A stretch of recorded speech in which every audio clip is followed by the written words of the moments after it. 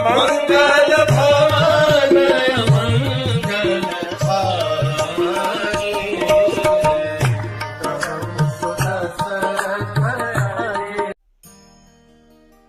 हरे कृष्ण। हम देख रहे थे किस प्रकार से अंजना अपने पिछले जन्म पुंजिका स्थली के बारे में सोच रही थी, विचार कर रही। इसी बीच में जब केसरी अपनी तीर्थ यात्रा के लिए निकल गए, Anjana also sat in meditation, knowing that they both needed to purify themselves to get that boon, that achievement of becoming a very proud parents of a very great personality. लेकिन ये कैसे होगा इसकी इनके बिल्कुल आइडिया नहीं थी। अंजना उस केव में, उस गुफा में पूरी तरह से ध्यान मग्न थी, तभी ऐसे लगा उन्हें कि किसी ने उन्हें पकड़ लिया। अंजना मेडिटेशन में तो है लेकिन स्त्री है, बाय डिफॉल्ट डर गई। उन्होंने आंखें खोली, देखा गुफा तो वैसी ही है। फिर से ध्यान मग्न हो गई। ध्यान मग्न होने के बाद फिर से ऐसा लगा उन्हें कि किसी ने उन्हें पकड़ लिया। अंजना ने तुरंत अपनी आंखें खोली और बोलने लगी, जो भी है सामने आओ, वरना मैं तुम्हें अपने श्राप से भस्म कर दूंगी। जैसे ही ये उद्गार अंजना के मुंह से निकले, सामने वायुदेव खड़े थे। वायुदेव खड़े थे, उनके हाथ में एक कटोरा था और वायुदेव ने कहा, तुम्हारी जो इच्छा है अंजना, उसको मैं पूरी करने के लिए आया हूं। हम देवताओं के दर्शन किसी भी प्रकार से व्यर्थ नहीं जाते। तुम्हारी बहुत समय से इच्छा है मां बनने की, लेकिन उस इच्छा को पूरी मैं करूंगा।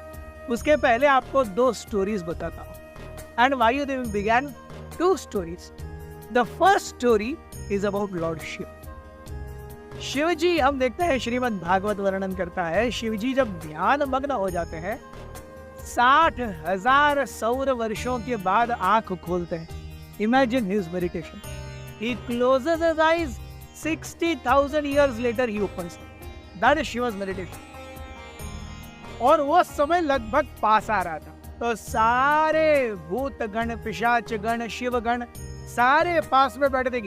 जिस क्षण शिव जी आंखें खोलेंगे और देखेंगे, अपनी कृपा दृष्टि हम पर डालेंगे, वो क्षण हम मिस नहीं करना चाहते। Even Sati was there just next, sitting. She knew her husband would require her help as soon as he comes to external consciousness. जब everybody was in rapt anticipation, immediately Shivji के मुंह से राम राम राम शब्द निकले। किसी को पता नहीं था ये राम राम शब्द क्या है। Everybody started looking at each other, लेकिन सबको पता था ये इसका डीप कोई अर्थ है। इसी बीच में शिवजी बाह्य चेतना में आ गए और सती को पास में देख करके स्मिता हास्य करके कहने लगे, ये देवी, मुझे अभी अभी ज्ञात हुआ है कि भूतल पर भगवान विष्णु एक बहुत ही अनोखा अवतार ले रहे हैं, राम का।